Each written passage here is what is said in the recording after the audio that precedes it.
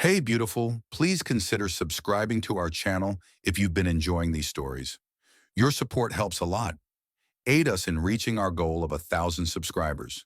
It was 4:30 in the morning when Ethan's world was ripped apart by a sound so jarring it felt like the universe hiccuped. The cold air bit into his skin as he stumbled outside, barefoot, heart-pounding eyes, barely adjusted to the dark above. The silent roofs and swaying pine trees, the stars hung like tiny fireflies frozen in time, but his dish, his pride, his work was gone. Only a jagged metal stump remained where the satellite dish once stood, its screws scattered like discarded teeth. On the shingles, he stared dumbfounded, then caught a figure in the distance, illuminated by the flickering porch light across the coal. Sack there she stood, arms crossed, the glow catching her platinum curls and smug expression. Karen, of course, it was Karen. Her robe was pristine white like she'd planned this moment down to the second. She held a clipboard in one hand, the other resting on her hip in a pose of pure condescension. Ethan opened his mouth but no words came. She beat him to it. "I warned you about that eyesore," she said, voice thick with contempt. "It violates HOA policy and I won't have it ruining our property values." Ethan blinked, trying to make sense of her words. "You climbed onto my roof and destroyed my satellite." He said it wasn't just a satellite, it was a data link for a NASA research project I've been working on for over a year. Karen scoffed the way a cat might when dismissing a barking dog. "Oh please," she said, rolling her eyes. "You work from home. It's not rocket science." Ethan took a shaky breath. "No, actually it is." She ignored him and turned her head toward the teenage boy standing behind her. Hoodie up, phone in hand. Her son? He was grinning, filming the aftermath like it was a prank. For social media, Ethan's fists clenched, but he kept his voice calm.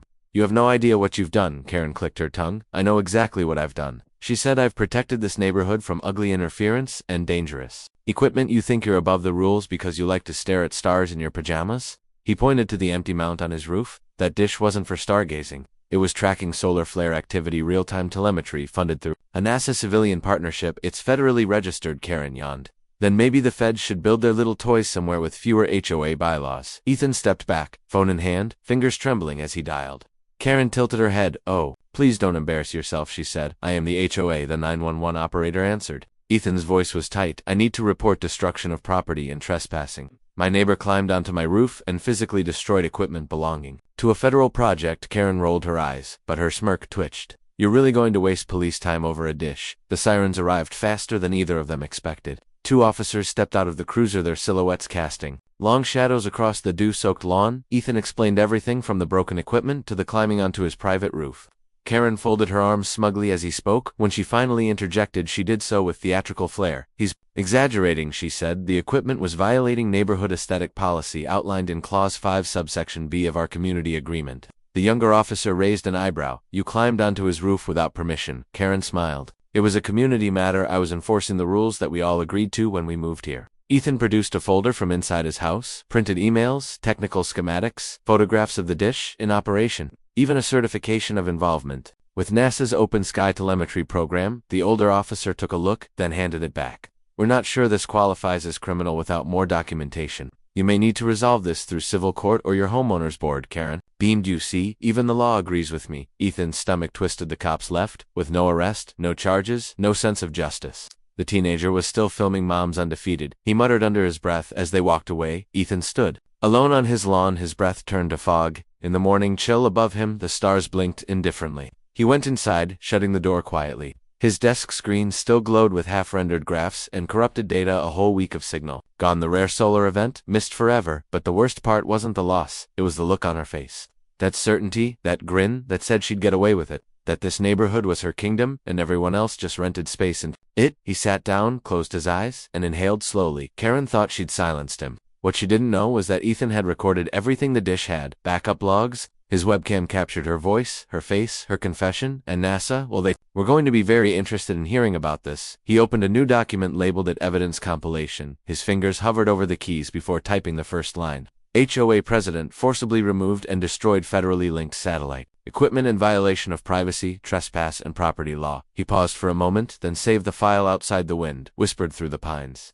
The sky began to shift from black to cobalt. Stars faded slowly as morning took hold. Karen thought she'd won, but Ethan had only just begun to fight. Karen didn't waste a single morning. By 7:30, her usual HOA newsletter was taped to Ethan's door. The top line in bold red ink read, "Notice of violation." Underneath were a series of accusations: unauthorized satellite equipment, neighborhood disruption, public safety risk. He stood in his doorway staring at the paper as her smug voice echoed from across the street. She was watering her flower beds, humming as if she hadn't torn his work from the roof hours ago. Ethan ripped the paper down and closed the door behind him. His coffee sat untouched beside a blinking laptop screen. The system logs were corrupted but salvageable. He'd managed to retrieve partial telemetry data. More importantly, the internal timestamp logs from the dish showed the exact moment of signal disruption down to the second he forwarded it to his NASA contact with a single-sentence system forcibly disabled by neighbor. He didn't expect a reply before business hours. He got one in 12 minutes. The response was short. We are escalating this incident to legal. 2 more emails followed with detailed instructions. Document everything. Gather visual evidence. Do not engage with the suspect directly. A final line in all caps: do not repair or alter the damaged equipment site until reviewed. Ethan felt his chest tighten. This wasn't just about a hobby anymore. This had become federal. He set up a camera, pointed at the roof to document the crime. Scene asterisk. He began compiling the folder photos of the damaged screenshots of HOA violations, the clip of Karen bragging to the police. He added her son's video from TikTok. The caption said it all. Mom says we don't need alien dishes messing with our Wi-Fi. Bye-bye nerd satellite. The video had barely a few dozen views, but Ethan downloaded a copy anyway. Across the street, Karen smiled at a passing jogger, then turned to glare at Ethan's house. Later that evening, another letter arrived. This one, thicker inside, was a formal complaint. Karen had filed an official report with the HOA accusing Ethan of operating illegal surveillance equipment. She claimed it violated airspace. She demanded he be fined, and that all electronics in his home be registered with the board. He laughed at the absurdity, but the laughter didn't reach his eyes. It wasn't funny, it was warfare, suburban, petty, precise. He began receiving daily citations, each one absurd. Grass to tall garbage can visible from the sidewalk, improper window tinting. One letter accused him of excessive solar reflection from his upstairs windows. Then came the flyer, distributed to every mailbox, a full-color printout of Ethan's house with the words, "Is your family safe?" with unregulated tech nearby. The flyer blamed Ethan for neighborhood power outages, slow internet speeds, and the local raccoon problem. He found one posted to his own car window. The next HOA meeting was tense. Ethan wasn't invited. He knew because he showed up and was told the location had changed last minute when he found the new spot. Karen was already speaking into a microphone in front of a folding table and half a dozen nodding heads. She wore a blazer and pearls, as if testifying before Congress. She spoke about community safety and the dangers of unauthorized space technology. Someone recorded it on their phone and sent it to Ethan. He watched her paint him as a recluse, as a security risk. She never used his name, but her meaning was clear. One board member asked if she had proof. Karen pulled out a folder. Inside were photos of the satellite dish from before the destruction, taken from a distance, zoomed in, edited with little red arrows pointing at meaningless shapes. This wire leads into his attic. What is he transmitting? We deserve to know. When someone mentioned that Ethan had contacted NASA, Karen waved it off. Anyone can fake an email. This is about our homes, our peace of mind, our neighborhood. Ethan knew that arguing would only add fuel to her fire, so he stayed silent, observed, took notes. The next day, a small drone hovered over his backyard for 10 minutes. Karen posted the footage to the HOA Facebook group. No audio, just text. Strange backyard behavior. Neighbors weighed in. Some laughed, others whispered, "He's always been a little odd. Didn't he install that thing himself?" Karen responded with thumbs-up emojis and a gif of a telescope exploding. It might have been funny if it wasn't real. That evening, Ethan's neighbor knocked on his door. She was older, quiet, lived 3 houses down. She handed him a Tupperware of cookies and apologized. "I should have said something," she said. "I saw her on your roof that night, but I didn't want to get involved." He nodded, thanked her, and closed the door. The cookies sat untouched. By now, Ethan's email thread with NASA was over 20 messages deep. One contact looped in another, then another. Words like classified metadata and compromised calibration began appearing. Someone from the Office of Federal Property Management requested a call. They asked for exact timestamps, photo evidence, incident descriptions. Ethan gave them everything. At the end of the call, the voice on the other end spoke slowly. "We'll be conducting a formal review. If what you've described checks out, this may constitute interference with a federal research project. That's a felony." Karen had no idea. She thought she was fighting a neighbor. She was about to find out. She'd picked a fight with something much bigger that night. Ethan sat by his window watching the stars blink overhead. The spot on the roof looked empty, lonely, but not forgotten. He looked down at his phone where the footage of Karen's rant at the HOA meeting played on loop. Each frame was another nail in her self-built coffin. She had given him everything he needed. The arrogance, the confession, the paper trail. All he had to do now was wait. Justice was slow, but it was coming, and Karen had just walked straight into it with her head held high and her mouth wide open. 2 weeks later, the first unmarked car showed up. It rolled into the neighborhood without fanfare, silent windows tinted, stopping across the street from Ethan's house. Just long enough to send Karen into a frenzy. She marched down her driveway in her pastel blazer, clutching a clipboard like a sword. She tapped the window once, twice, 3 times before the glass lowered to inches. A man in a black windbreaker simply said, "Ma'am, please step back." Karen sputtered, "This is a private community." I demand to know who you are. The window rose slowly, and the car pulled away. No rush, no hurry. Just deliberate calculation. Ethan watched it from his upstairs window. Heart thudding. Minutes later, his phone rang. The voice was calm, crisp. Mr. Blake, this is Agent Lowell with the Office of Space Oversight. I'm parked nearby. I need to confirm a few details. They met in Ethan's kitchen. Lowell was older, with gray at his temples and a face like granite, calm, quiet, but absorbing every word. Like radar, he asked about the dish, the data, the exact moment it was destroyed. Ethan showed him everything: the logs, the footage, the son's TikTok video, Karen's own words recorded by his webcam. Lowell took notes, then glanced out the window toward her house. She has no idea how badly she messed up. Ethan said nothing, just stared at the ruined mount on the roof. Lowell nodded. You'll hear from our legal department soon. We're considering criminal charges under Title 18, interference with federal property. He stood to leave, then paused. Keep documenting, don't provoke. Let us handle the rest. Karen didn't stop. She doubled down. Flyers now appeared weekly accusing Ethan of harboring surveillance tech linked to foreign nations. At the latest HOA meeting, she waved what looked like a printed Wikipedia page about electromagnetic radiation. She called Ethan a danger to local wildlife. The board laughed politely, but behind their eyes was discomfort. Whispers started. Some neighbors began avoiding her in the mornings. The teenage son stopped filming altogether. One day, a small sign appeared on Ethan's lawn. It read research site under federal review, not tamper. Karen ripped it out within the hour, but by then, it had been photographed. Ethan sent the evidence to Agent Lowell, who replied with a short understood. Then came the letter: cease and desist, stamped with a NASA seal and federal watermark, addressed directly to Karen. Simmons, president of the Maple Crest Homeowners Association, accused her of destruction of federally protected equipment, trespassing, and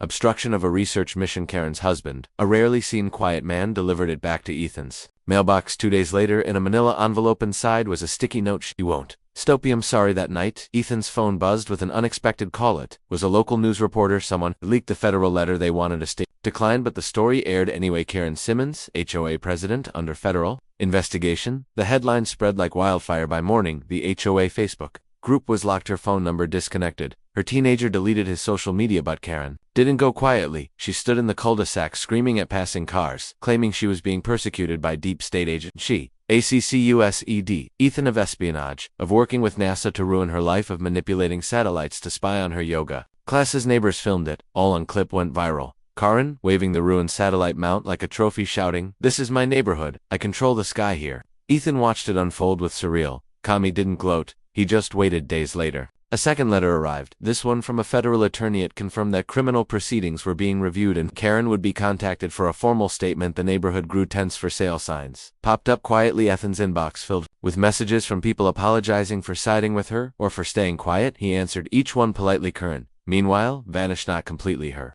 house was still lit at night, but the shades were always drawn. Sometimes Ethan saw her peek through a slit in the blinds, her eyes darting toward his house as if expecting black helicopters. She no longer attended HOA meetings. Her clipboard disappeared. The final stray letter from the HOA board formally removing her as president, citing misconduct and reputational damage, was taped to every door in bold letters. Karen Simmons is no longer authorized to act on behalf of this association. Ethan stood in his driveway, rereading the notice as the wind rustled his coat across the street. Her blinds snapped shut. It should have felt like victory, but it didn't yet. Not until the last nail was driven in, and that nail was coming from the stars themselves. It started with the hum, low and steady, like the distant drone of an engine hovering just at the edge of hearing. Ethan was in his garage, adjusting the replacement mount, when the air shifted. A kind of pressure changed, like the world holding its breath. He stepped out and looked up. Above him, 3 white trucks marked with the NASA logo turned slowly into the neighborhood, followed by a black SUV and a small white van with no markings at all. Neighbors emerged from their doors, as if summoned by instinct. Phones already raised. Children stared, mouths open. Karen's blinds fluttered, then snapped closed again. The convoy stopped in front of Ethan's house. 6 agents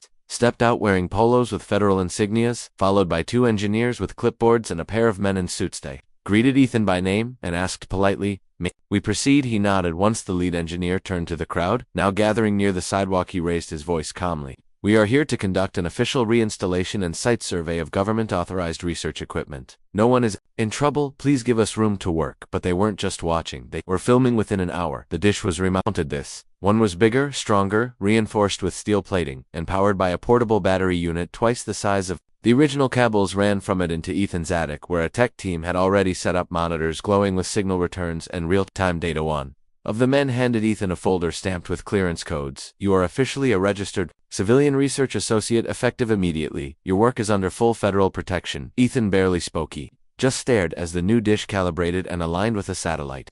Array miles above Earth, a hum settled into silence, data streamed across the screen's lines of light and code and movement from space. Then, the momentous single black SUV pulled up in front of Karen's house and parked. Two men in suits stepped out holding clipboards and a bright orange document. They rang her bell. Once, twice, no answer. Then the door creaked open just wide enough for her eye to appear. They introduced themselves calmly and requested a statement. Karen tried to shut the door. One agent caught it gently and handed her the envelope. It was a formal summons. Under federal statute, failure to comply would result in escalation. The door closed again, soft but behind it, the sound of papers hitting tiles. The crowd didn't speak. They didn't need to. Karen had tried to rule this place like a petty tyrant. Now she stood alone in the dark behind a locked door, while the neighborhood watched her power dissolve like fog in sunlight. Later that evening, Ethan received a call. Agent Lola's voice was neutral, but there was something behind it like restrained satisfaction. Her testimony was erratic. She admitted to damaging the equipment, but claimed she believed it was part of a mind control operation. We have everything we need. Her attorney has already advised a plea deal. She won't be bothering you again. Ethan said nothing at first, just breath. Then he asked, "What happens next?" Lowell paused. "The research continues, and so do you, and she will face consequences.